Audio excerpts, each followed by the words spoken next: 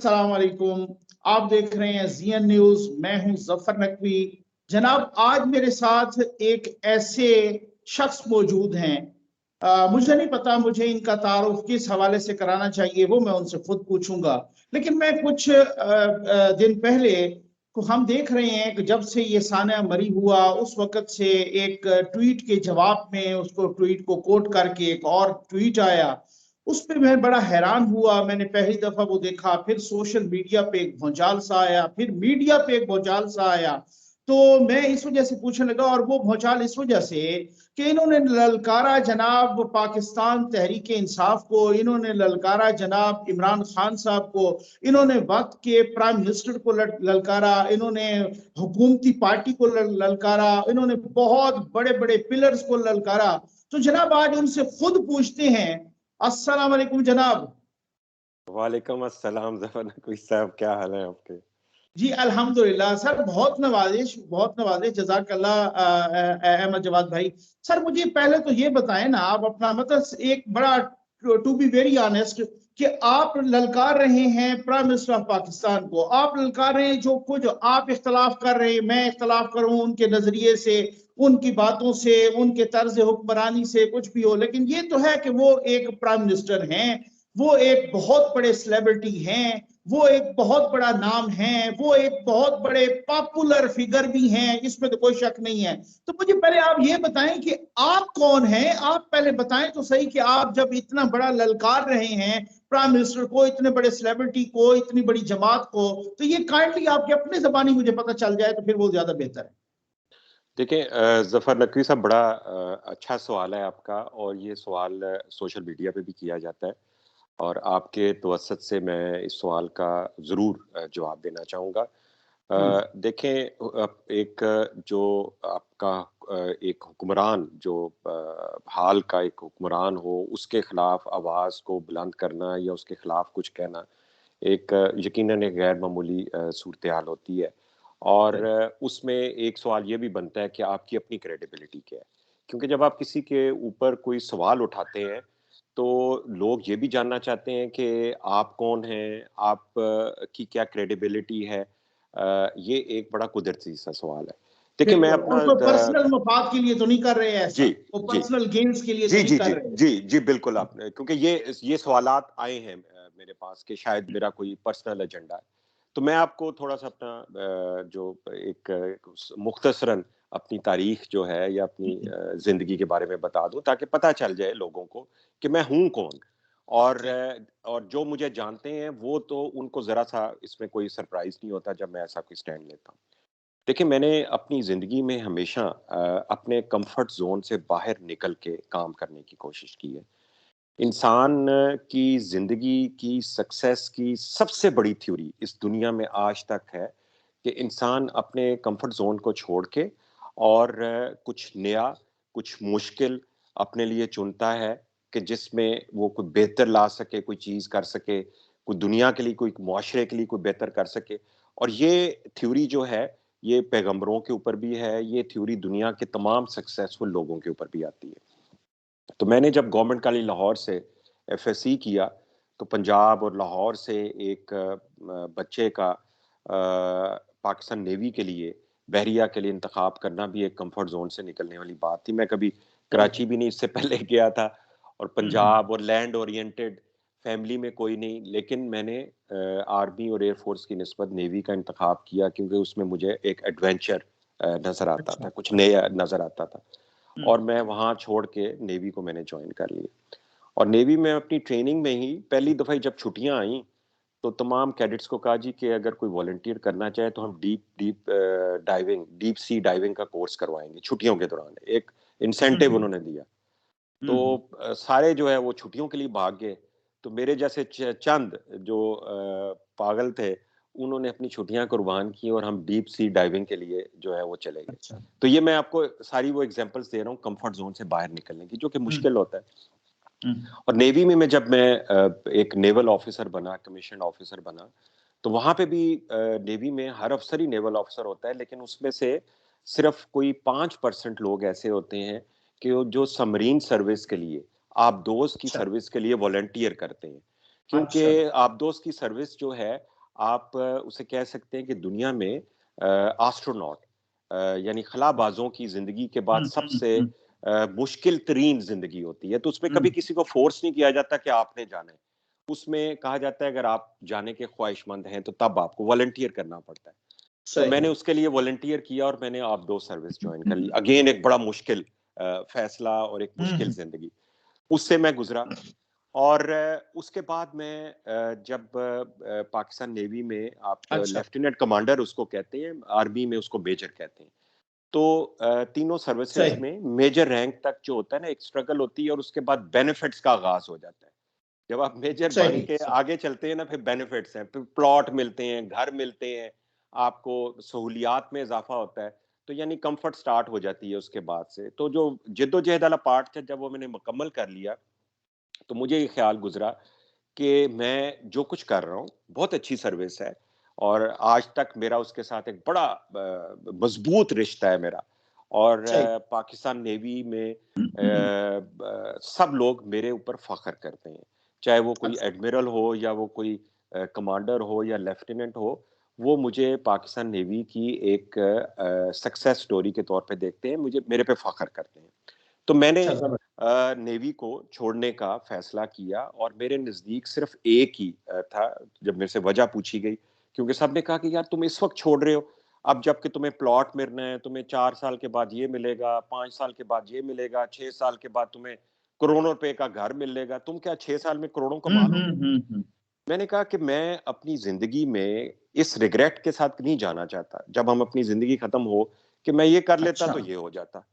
होता है ना, रिग्रेट्स होते हैं, वो मेरे से गलती होगी, मुझे ये कर लेना चाहिए था, वो कर लेना चाहिए था। मैंने कहा जो मेरे जहन में है, मैं समझता हूँ कि मैं कर सकता हूँ, मैं उसकी कोशिश करूंगा। तो मैंने वो नेवी छोड़ के और मास्टर्स किया कंप्यूटर साइंसेज में। और ये 2001 की बात है। आईटी का बड़ा अच्छा। दौर दौरा था। और उससे क्या हुआ कि मुझे एक नई टेक्नोलॉजी जिसका आगाज था दुनिया में, आईटी का लफ्ज ही जो है उस जमाने में आया था। पहले वो सिर्फ कंप्यूटर साइंसेज होता था, फिर इंफॉर्मेशन टेक्नोलॉजी का। मैंने उस जमाने में दिन में मैं नौकरी करता था, क्योंकि छोड़ते छोड़ते तकरीबन 2-3 साल का अरसा लग जाता है, एक प्रोसेस होता है। तो शाम को मैं जी जी बैरिया जी। यूनिवर्सिटी में हम्म। इवनिंग क्लासेस में मैंने अपना मास्टर्स मुकम्मल किया। और फिर मैं छोड़ के मैदान में आ गया बाहर नेवी के। और मैंने पाकिस्तान टेलीविजन में न्यूज़ मॉर्निंग में एक 500 लोगों की लाइन में लग के एक इंटरव्यू दिया। अच्छा। सिफारिश मेरे पास कभी नहीं ज़िंदगी हम्म। में हुई। सिफारिश मेरे वाले साहब ने सिखाई नहीं, उन्होंने कहा जो कुछ करना है खुद करना है आपने। तो मैंने उस इंटरव्यू सही। दिया और लकीली मुझे न्यूज़ मॉर्निंग एक प्रोग्राम होता था, उसके लिए सिलेक्ट कर लिया। मैंने तकरीबन उसमें कोई 7-8 साल मॉर्निंग शो होता था करंट अफेयर्स का, वो मैं करता था। अच्छा। साथ ही साथ एक जर्मन मल्टीनेशनल कंपनी के साथ मैं क्लिक कर गया और मैं उनका अच्छा। फाउंडिंग मैनेजिंग डायरेक्टर और कंट्री हेड बन गया। और 10 हम्म। साल में मैंने उस कंपनी के लिए पाकिस्तान में एक नया बिजनेस मॉडल जो पाकिस्तान के लिए बेहतर था, अच्छा। वो पैदा किया मैंने। रोड एंड शवाज उस कंपनी का नाम था। और उसने 10 साल में $500 बिलियन यानी हम्म। $500 million का बिजनेस किया। और उस कंपनी ने मुझे बेशुमार अवार्ड्स दिए इंटरनेशनली, दुनिया के ठीक है। मुख्तलिफ हिस्सों में, हम्म। बेहतरीन मैनेजमेंट, मार्केटिंग और सेल्स के। लेकिन जैसे मैंने आपसे कहा है कि कंफर्ट जोन जो है ना, वो मुझे अच्छा नहीं लगता। मैं अपने ठीक। कंफर्ट जोन से हमेशा निकल जाता हूँ। तो जब मैं चैलेंजिंग उसके चैलेंजिंग जोन आपको अच्छा लगता नहीं, है, मैं बेहतर है। मैं चाहता हूँ कि जिंदगी में आप आगे बढ़े, बेहतर से बेहतर हाँ, करें। ठीक लाइफ है। को स्टैग्नेंट नहीं होना चाहिए, आपको सही बात। रुकना नहीं चाहिए। जो मैंने हम्म। अचीव करना था कर लिया। तो मैंने 10 साल के बाद उस कंपनी को भी एक बड़े अच्छे तरीके से मैंने उसको खुदा अच्छा। हाफिज कहा। उन्होंने मुझे हम्म। बहुत इज्जत के साथ, बहुत नवाज़शात के साथ, बहुत अच्छा। नवाज़शात के साथ, एक हम्म। गोल्डन हैंडशेक जिसे कहते हैं, उसके साथ उन्होंने मुझे अलविदा किया। मुझे अवार्ड दिया गया जर्मनी में बुला के। और उसके बाद मैंने एंटरप्रेन्योरशिप में आ गया। और इस एंटरप्रेन्योरशिप में मैंने बहुत सारी टेक्नोलॉजीज का, जिनका पाकिस्तान में आगाज हुआ, जिसमें सोलर एनर्जी है, अच्छा। जिसमें सोशल मीडिया है, हम्म। और हम्म। बेशुमार और एग्रीकल्चर में भी किया मैंने, हॉस्पिटैलिटी, रेस्टोरेंट्स, और बहुत सारी कंसल्टेंसीज इंटरनेशनल फर्म्स के लिए मैं करता हूँ। तो ये सारी चीजें मैंने फिर अपने इस सफर के दौरान की। और इस ठीक। सारे सफर में आगाज में ही इमरान खान के साथ मेरी मुलाकात जो है वो शौकत खानम कैंसर हॉस्पिटल के हवाले से और उनको डोनेशंस देने के हवाले से होती थी।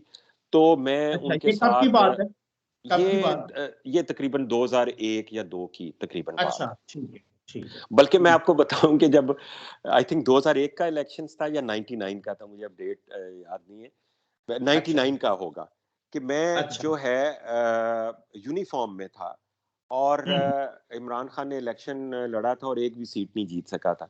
या 19 एक 90 न नहीं 99 का नहीं होगा सर, या तो 97 का होगा या जी फिर जी जी वो जी 2002 का होगा, ये ऐसे ही। 2002 वाले की बात मैं कर रहा हूँ हुँ, कि हुँ। उसमें मैं अभी भी यूनिफॉर्म में ही था और मैंने जाके उनके ऑफिस का विजिट किया और जो मैं कर सकता था तो मैं उस अच्छा। वक्त भी, लेकिन वो एक जज्बा था, मेरा कोई वो हुँ, हुँ। एजेंडा नहीं था, एक जज्बा था कि इस मुल्क में कोई अच्छा। तब्दीली लेके आनी है। और इमरान खान ने जितनी होप, ये मैं आपको बताऊं कि पाकिस्तान की हुँ, तारीख में उम्मीद इस मुल्क हुँ। को अगर किसी ने दिलाई और फिर उस उम्मीद को तबाह किया, ये दोनों क्रेडिट अच्छा। सिर्फ इमरान खान ले सकता है, ये कोई और नहीं ले सकता। हुँ, एक आदमी हुँ। को, एक आम आदमी को जो है, तो मैं उस अच्छा। उम्मीद की वजह से, तो वहां से हुँ। मेरा फिर आगाज हो गया इनसे मिलना सर, ये जुलना। यहाँ पे मेरा एक छोटा-सा ज़िमनी सवाल है कि जी उस ऑफ़िस में और भी यूनिफ़ॉर्म वाले आते थे विज़िट करने के लिए, या सिर्फ़ आप जाते थे?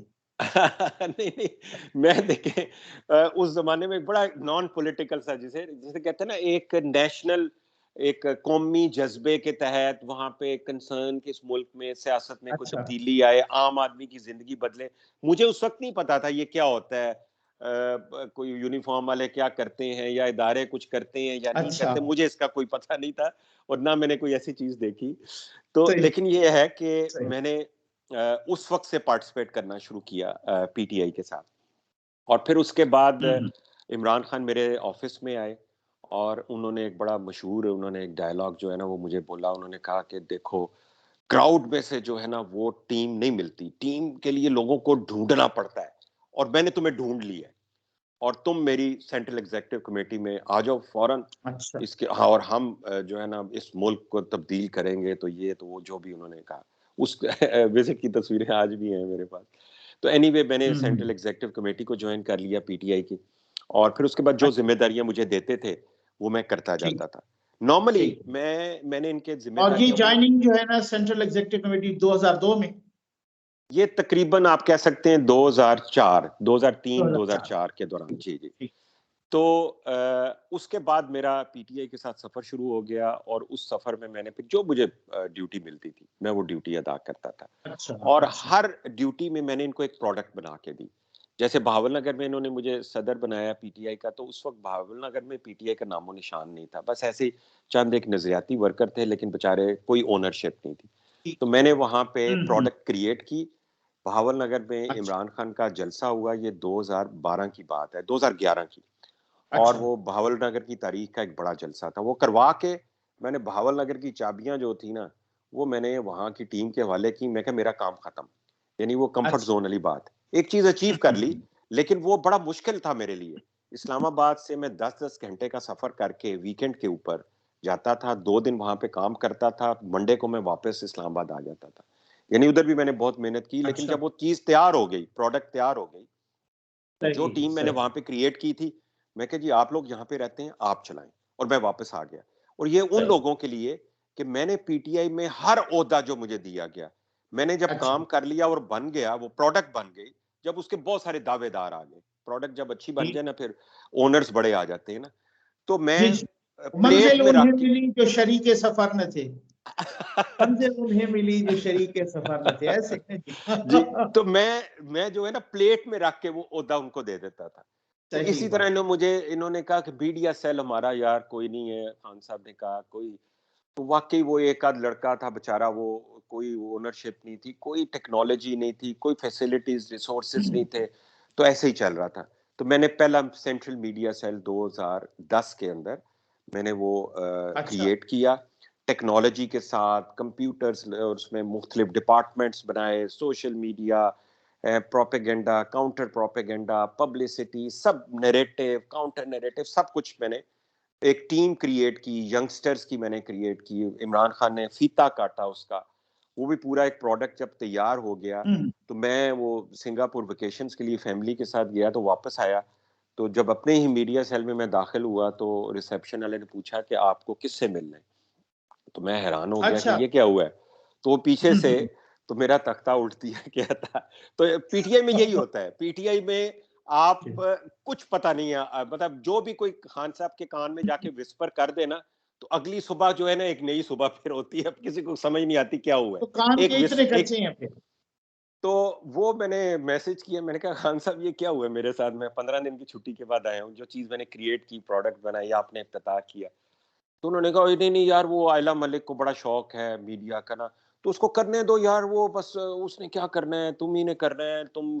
तो मैंने कहा नहीं खान साहब, मैं जरा थोड़ा सा चीज़ों को प्रोफेशनल अंदाज में करता हूँ, डुप्लीकेशन जो है ना वो मेरा मैं नहीं कर सकता, तो आप ये दे सही दें है। आयला मलिक को और मुझे कोई अच्छा। और जिम्मेदारी दे दें। तो मैं आपको ये बता रहा हूँ ओहदे मैं किस तरह से वापस करता हूँ, मेरा सही ज़र्फ क्या है ओहदे देने का, सही। मैं अपनी प्रोडक्ट तैयार करता हूँ, हवाले करता हूँ, जिम्मेदारी अदा करता हूँ और प्लेट में रख के वापस कर देता हूँ, ये मेरा ज़र्फ है। मैंने कभी इसके अच्छा, ऊपर हाँ, क्योंकि एहतजाज वो नहीं कहा करता। जा रहा था ना कि भाई ये कोई इमरान खान को रिप्लेस करना चाह रहे हैं, ये इनको जी कोई जी ओहदों की जरूरत, वो मैं इस वजह से, हाँ ठीक है। जी, ये जो आपने सवाल किया जी, कि मैंने भी एक कहीं पे मैसेज पढ़ा जी कि ये अपने आप को अब इमरान खान समझने लगा है, ये इमरान खान जी को जी। अपनी रिप्लेसमेंट समझने लगा है।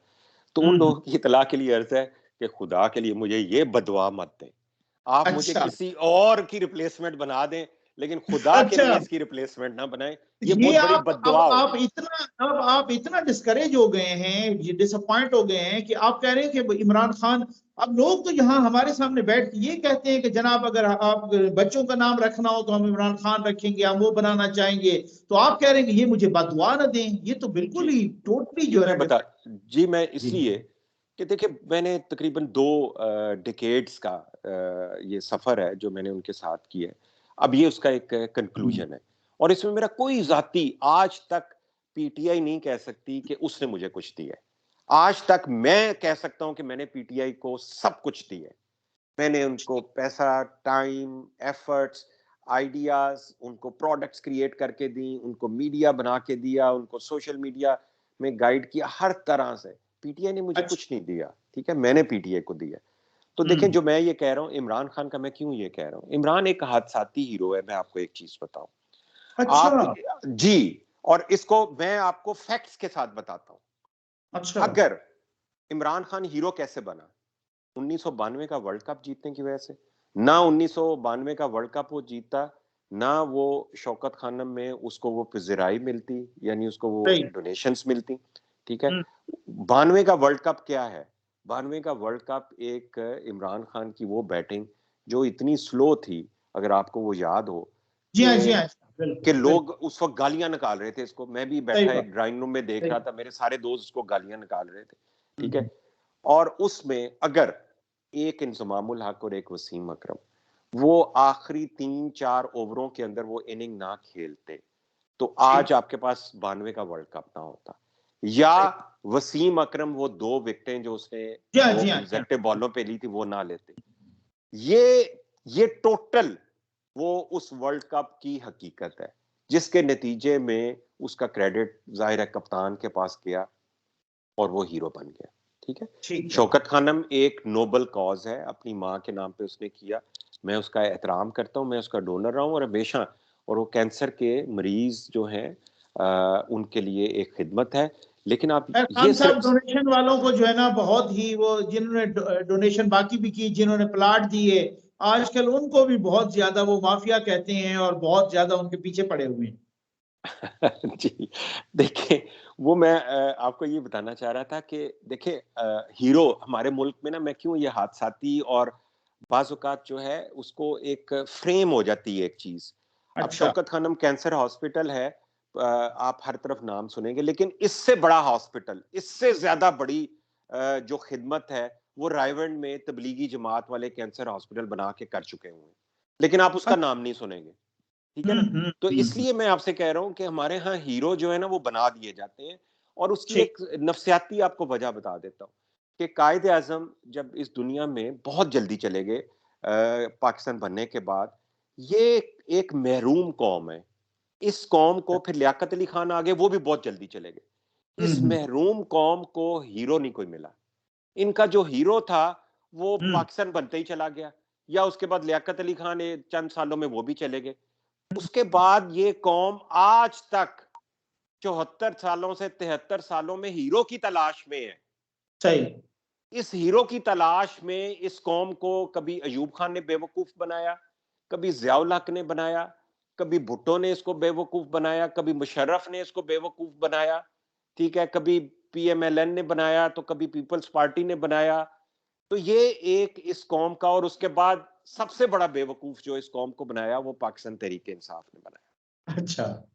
पाकिस्तान तहरीक इंसाफ ने सबसे ज्यादा, मैं समझता हूं इस कौम को, वो जो हीरो की तलाश में थे ना, एक सेवियर, एक मसीहा की तलाश है इस कौम को। वो बेचारी जो भी इनको कोई थोड़ा सा उम्मीद दिलाता है, ये समझते हैं कि ये हमारा मसीहा है, ये हमें बचाएगा। इस कौम को अब ये समझ आ जानी चाहिए कि मसीहा ढूंढने से नहीं मिलेगा, पहले अपने आप को तब्दील करो। तुम्हें बेवकूफ बनाया जा रहा है, टाइम एंड अगेन तुम्हें बेवकूफ बनाया जा रहा है, तुम्हें इस तरह से मसीहा नहीं मिलेगा। तो ये इमरान खान को इसलिए मैं कहता हूं कि अगर वो ना होता, और अगर शौकत खानम कैंसर हॉस्पिटल ना बनता, तो पीटीआई में का आगाज ना होता। और उस पीटीआई के बाद जिस तरीके से हादसाती तौर पे जो आपने एक सफर आपने देखा, और उस सफर के बाद भी जो कैपेसिटी थी पीटीआई की, जिस तरीके से इनकी फैसला साजी थी, उसका अरूज आपने 2013 में देख लिया था। यानी ये पीटीआई का अरूज था, और उसकी एक मैक्सिमम जो उसकी अचीवमेंट थी वो 2013 का इलेक्शन था। लेकिन उसके बाद जो कुछ हुआ, वो फिर जिन्होंने सोचा कि ये शायद अब हमने इसका तजर्बा कर रहे हैं, उन्होंने इसकी मदद फराहम की, तो वो शायद इस वजह से 2018 के इलेक्शन में जीत के, तो इसलिए ये हादसे होते गए और इमरान खान हीरो बनता गया। तो इसलिए मैं इसको हादसाती हीरो कहता हूँ। अच्छा, तो सर वो वाकई वही वाली आप इसको हादसाती कहें, या कुछ लोग ये कहते हैं कि खान साहब की लक थी और जनाब हमारी जो है ना बैड लक थी। तो वो जो जिस तरीके से भी आप इसको, लेकिन आपने शौकत खानम का जिक्र किया, अभी एक दो रोज पहले आपने भी देखा होगा इस्लामाबाद हाई कोर्ट ने ख्वाजा आसिफ साहब को, प्राइम मिनिस्टर साहब पे जिरा का राइट दे दिया, यानी क्रॉस क्वेश्चनिंग का राइट जो पहले उनसे वो छिन चुका था, दोबारा उनको वापस हुआ। तो ख्वाजा आसिफ साहब ने एक प्रेस कॉन्फ्रेंस भी की थी और कुछ मीडिया टॉक्स, कुछ टॉक शोज में भी कहा था कि शौकत खानम के जो फंड्स हैं उनमें भी कोई करप्शन हुई है। जिस तरीके आप बहुत ज्यादा क्लोजली रिलेटेड रहे हैं, तो क्या ऐसा है कि उसमें भी कोई गड़बड़ सामने आई है, या वो आ सकती है, या कोई क्या चक्कर है? नहीं जफर साहब, मैं एक तो ये है कि चूंकि शौकत खानम हॉस्पिटल का ताल्लुक कैंसर के मरीजों के साथ है, और एक अच्छा मंसूबा है, और मैं खुद वहाँ पे जा चुका हुआ हूँ, देख चुका हूँ। एक दफा मुझे इमरान खान ने भेजा था वहाँ पे फैसल सुल्तान से मिलने के लिए। कुछ मैंने उनको मशवरे दिए, तो उन्होंने कहा आप लाहौर जाएं और जाके फैसल सुल्तान से मिलें और उसको ये चीज़ें बताएं। तो फिर मैं डोनर भी रहा हूँ, और अभी भी मेरी दुआ यही है कि शौकत खानम कामयाब रहे, कैंसर के मरीजों का इलाज करे। और अगर लेकिन इसका ये मतलब नहीं है कि पाकिस्तान में कोई शख्स या कोई अदारा एहतसाब से बाला है, चाहे वो शौकत खानम हो, चाहे वो कोई भी शख्स हो, ठीक है। अगर शौकत खानम पे अगर कोई इसलिए देखें, एक चीज याद रखें, जिस तरह आप कहते हैं ना पब्लिक सेक्टर अवाम का पैसा है, तो इसी तरह से शौकत खानम जो है वो डोनेशंस के ऊपर चलने वाला एक इदारा है। तो जो डोनेशंस के ऊपर चलने वाला है उसका भी एहतसाब होता है, उस एहतसाब को कोई तनकीद ना समझे। अगर ख्वाजा आसिफ उसके ऊपर कोई अगर एहतसाब चाहते हैं या तनकीद करते हैं, तो आप उसको ये ना कहें कि ये कोई उस कॉज को नुकसान पहुंचाने की कोशिश कर रहे हैं। आप उसका जवाब दे दें, आप उसका जवाब दे दें, आप उसके फंड्स के हवाले से आप ट्रांसपेरेंट शफाफ तरीके से बता दें, तो इसमें क्या हर्ज है। तो ये कोई ये थोड़ी है कि चूंकि ये इमरान खान का है, चूंकि ये कैंसर है गरीब लोगों के लिए, तो इसमें कोई सवाल नहीं करना। क्यों नहीं सवाल करना, जरूर करें सवाल, सवालों का जवाब देना चाहिए। तो जवाब नहीं दिया खान साहब ने, बल्कि उल्टा उनको डेफेमेशन का नोटिस दिया। खैर, ये तो सर एक बात बताएं।